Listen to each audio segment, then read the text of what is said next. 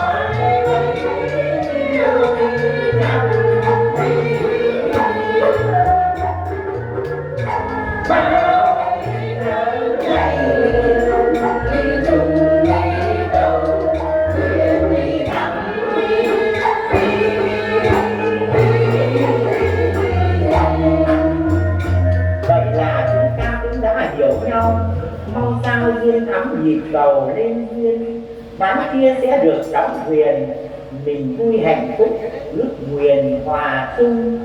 Hội nàng đẹp tựa gấm nhung, khi ta ước nguyện về chung một nhà, mình cùng chung mẹ chung cha, câu trèo vợ út hội vui vẫn lưng bồng về cao tiếng trong trèo lòng sông đón đi ra từng người câu hát chung mừng mai sau ra đời không nên thôi mong sâu đông